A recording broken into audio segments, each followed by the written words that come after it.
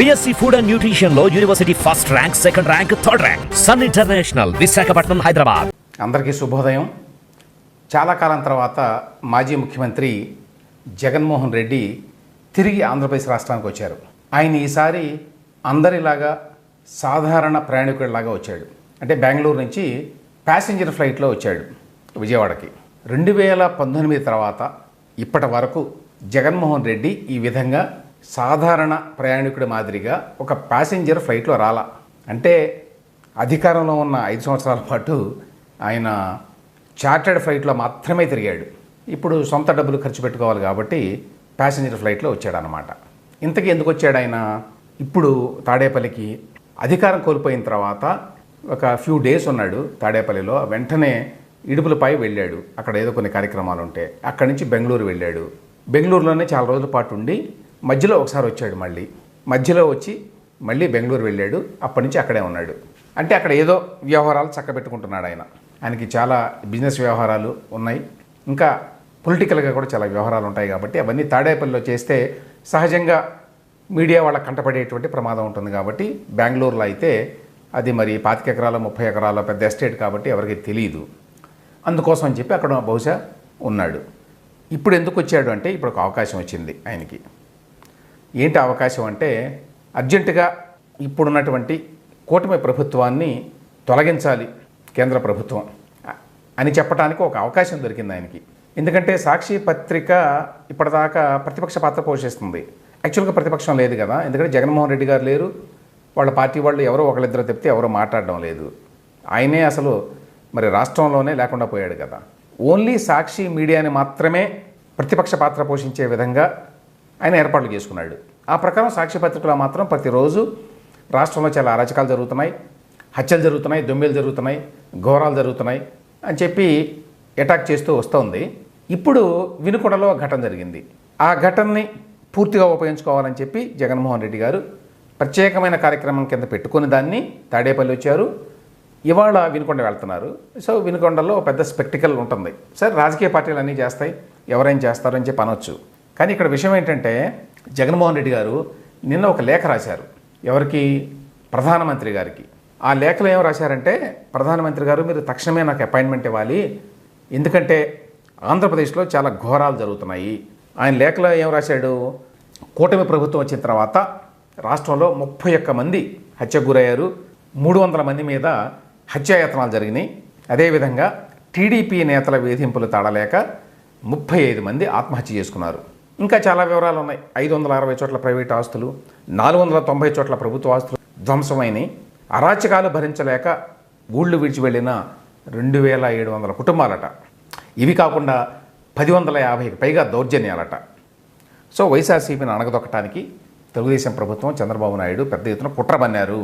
అందువల్ల దయచేసి ప్రధానమంత్రి గారు, రాష్ట్రపతి గారు ఆంధ్రప్రదేశ్ వ్యవహారాల్లో జోక్యం చేసుకోవాలి అని నిన్న ట్వీట్ చేశాడు. ఆ తర్వాత లేఖ కూడా రాశాడు, అపాయింట్మెంట్ కూడా అడిగాడు.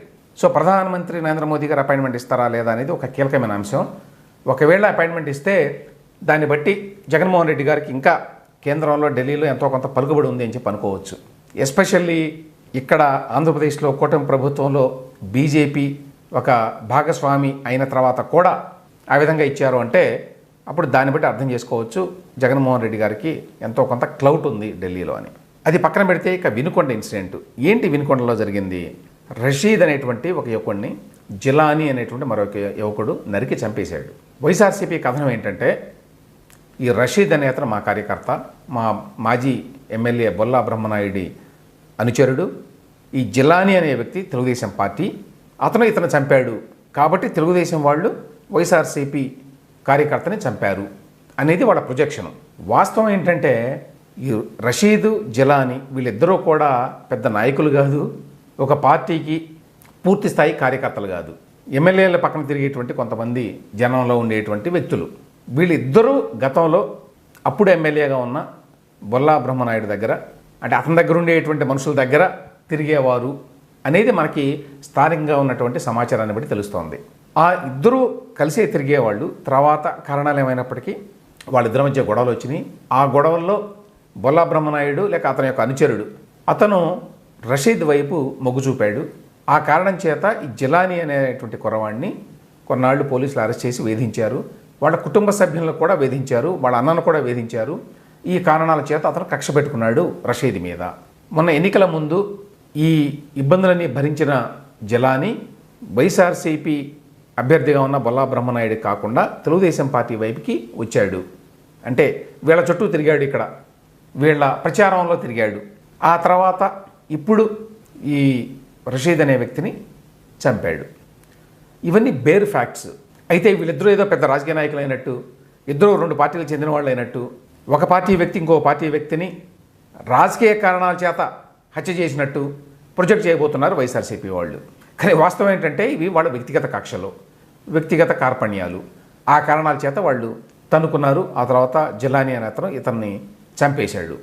అది ఫ్యాక్టు. కానీ దీనిని పెద్ద ఎత్తున ఒక అకృత్యంగా, ఒక పార్టీ కార్యక్రమంగా, ఒక రాజకీయ హింసగా, ఒక రాజకీయ హత్యగా ప్రొజెక్ట్ చేయాలి అనేటువంటి ఒక పెద్ద ప్రణాళిక వేసుకొని ఆ ప్రకారం బెంగళూరు నుంచి తరలి వచ్చాడు జగన్మోహన్ రెడ్డి.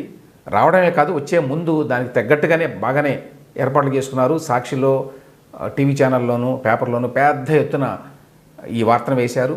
వాళ్ళ అనుకూల ఛానల్లో కూడా పెద్ద ఎత్తున ఇది ఒక రాజకీయ హత్యగా, ఆంధ్రప్రదేశ్ రాష్ట్రంలో శాంతి భద్రతలు లేవు అనడానికి ఇది ఒక ముఖ్య ఉదంతంగా ప్రొజెక్ట్ చేయడానికి ప్రయత్నించారు. దానికి తోడు నిన్న మీరు గమనిస్తే చాలా కాలం పాటు సైలెంట్గా ఉన్న, ఎక్కడున్నారో తెలియకుండా ఉన్నటువంటి అనేక మంది మాజీ మంత్రులు, ఎమ్మెల్యేలు కూడా బయటకు వచ్చి ఈ హత్యోదంతం మీద చాలా రకరకాల ఆరోపణలు చేశారు. అంటే ఇదంతా కూడా వాళ్ళు ఒక ప్లాన్ ప్రకారం దీన్ని ఒక పెద్ద ఇన్సిడెంట్గా చేసి ఆంధ్రప్రదేశ్లో శాంతి భద్రతలు లేవు అనేటువంటి అభిప్రాయాన్ని రాష్ట్రంలోనూ జాతీయ స్థాయిలోనూ కల్పించాలి అనేది ప్రయత్నం. అది అపోజిషన్ పార్టీ కాబట్టి సహజమే అనుకోండి. కానీ జగన్మోహన్ రెడ్డి గారు ఇప్పుడు రాష్ట్రంలో జరుగుతున్నటువంటి అనేక అంశాల మీద ఒక్క దాని మీద కూడా రెస్పాండ్ కాల. అతను ప్రతిపక్షంలో ఉన్నటువంటి ఒక ప్రధాన పార్టీ నాయకుడు, మొన్నటిదాకా ముఖ్యమంత్రి. అటువంటి వ్యక్తి ఇంపార్టెంట్ ఇన్సిడెంట్స్, బెస్ట్ ఎగ్జాంపుల్ ఏమిటంటే విజయసాయిరెడ్డి ఉదంతం. విజయసాయిరెడ్డి మీద కొన్ని ఆరోపణలు వచ్చినాయి. ఆయన ఎవరు? వైఎస్ఆర్సీపీ జాతీయ ప్రధాన కార్యదర్శి. మరి అటువంటి ముఖ్యమైనటువంటి పొజిషన్లో ఉన్నటువంటి విజయసాయిరెడ్డి మీద అక్రమ సంబంధం ఆరోపణలు, అవినీతి ఆరోపణలు వచ్చినాయి. 2 రకాల ఆరోపణలు అవి. దాని మీద జగన్మోహన్ రెడ్డి వైఖరి ఏంటి? ఒక పార్టీ నాయకుడిగా, అధ్యక్షుడిగా ఆయన విజయసాయిరెడ్డిని ఎక్స్ప్లెనేషన్ ఏమన్నా అడిగాడా? అడిగినట్టు ఎక్కడా లేదు. ఈ అక్రమ సంబంధం వ్యవహారం ఏంటి, దీనికి సంబంధించి నీ ఎక్స్ప్లెనేషన్ ఏంటి, నువ్వేంటి 1,60,00,000 ఇస్తే క్యాష్ పట్టుకుని వెళ్ళానని చెప్పి ఆ అమ్మాయి భర్త చెప్పాడు, విల్లా కొనిపెట్టామని చెప్పాడు. ఏంటి, ఎందుకు ఇచ్చావు ఈ విధంగా, ఈ విధమైన ఆరోపణలకి నీ సమాధానం ఏంటి అని అడగాల్సిన బాధ్యత ఒక పార్టీ అధ్యక్షుడిగా జగన్మోహన్ రెడ్డి మీద లేదా? ఆయన ఏం అడగలేదు, ఆయనకి ఇంపార్టెంట్ కాదు. తర్వాత ఉద్దేశపూర్వకంగా ఒక రాజకీయ హత్యగా దీన్ని చూపించడానికి ట్రై చేస్తున్నాడు జగన్మోహన్ రెడ్డి. ఇప్పుడు వినుకొండలో జరిగిన దాన్ని, ఈ వ్యక్తి గతంలో తన ఎమ్మెల్సీ ఒక దళిత యువకుడిని, డ్రైవర్ని డోర్ డెలివరీ చేస్తే చంపేసి కనీసం ఎక్స్ప్లెనేషన్ కూడా అడగల. అతన్ని పార్టీకి దూరంగా పెట్టడానికి కూడా ట్రై చేయాల. రాష్ట్రంలో అటువంటి ఘటనలు అనేకం జరిగినాయి. ఎప్పుడు వాటి గురించి రెస్పాన్సే లేదు. ఇప్పుడు ప్రధానమంత్రికి రాసిన 3 పేజీల లేఖలో ఆయన ఏ విధమైన పిక్చర్ ఇస్తున్నాడంటే 2019 నుంచి 24 వరకు ఆంధ్రప్రదేశ్ శాంతి భద్రతలతోటి పరిడవిల్లింది. ఇప్పుడేమో ఇక్కడ చాలా అకృత్యాలు జరుగుతున్నాయి, హత్యలు జరుగుతున్నాయి అని చెప్పి రాస్తున్నాడు. తాను అధికారంలో ఉన్నప్పుడు జరిగేటువంటి ఘోరాలు, నేరాలు ఏవి కూడా అవి ఆయనకు గుర్తులేవన్నమాట. ఇంకొక అంశం ఏంటంటే అసలు యాక్చువల్గా శాంతి భద్రతలు ఆంధ్రప్రదేశ్లో కొత్త ప్రభుత్వం వచ్చిన తర్వాత లేకుండా పోయినాయా? కొన్ని ఘటనలు జరుగుతున్నమాట వాస్తవం రాష్ట్ర వ్యాప్తంగా. వీటిల్లో మోస్ట్ ఆఫ్ ది ఇన్సిడెంట్స్ ఏంటంటే గతంలో ఎక్కడైతే మంత్రులు కానివ్వండి, ఎమ్మెల్యేలు కానివ్వండి, పవర్ఫుల్గా ఉన్నటువంటి వ్యక్తులు వైఎస్ఆర్సీపీలో, వాళ్ళు స్థానికంగా ఉన్నటువంటి ఇతర పార్టీల కార్యకర్తలని, నాయకుల్ని తీవ్రంగా వేధించారు, ఫిజికల్గా హెరాస్ చేశారు. అటువంటి చోట్ల కొత్త ప్రభుత్వం వచ్చిన తర్వాత కొంత తిరుగుబాటు మొదలైంది. వాళ్ళు ఈ పాత మంత్రులు, పాత ఎమ్మెల్యేల మీద నిరసన వ్యక్తం చేయటం అయితే రాష్ట్ర వ్యాప్తంగా జరుగుతోంది అనేక చోట్ల. అన్ని చోట్ల జరగడం వల్ల ఎక్కడైతే ఆ మంత్రులు, ఎమ్మెల్యేలు ఇష్టారాజ్యంగా ప్రవర్తించారో అటువంటి చోట్లే జరుగుతోంది. అది కనిపిస్తోంది అందరికీ. దాన్ని కట్టడి చేయాల్సిన బాధ్యత కూడా ఈ ప్రభుత్వం మీద ఉంది. అయితే ఆ విషయంలో కూటమి ప్రభుత్వం తగు జాగ్రత్తలు తీసుకుంటున్నట్టుగా కనిపించడం వల్ల శాంతి భద్రతలు ఉన్నాయి అని అనుకోవడమే కాదు, ఉన్నట్టుగా కనిపించాలి కూడా.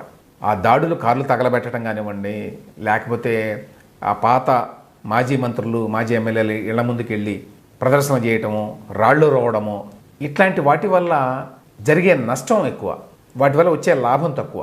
మరి ఆ విషయాన్ని కూటమి ప్రభుత్వం గ్రహిస్తుందో లేదో, ముఖ్యమంత్రి చంద్రబాబు నాయుడు గారు గ్రహిస్తారో లేదో తెలియదు, కానీ దాన్ని ఖచ్చితంగా కంట్రోల్ చేయాల్సిన బాధ్యత అయితే వాళ్ళకు ఉన్నది.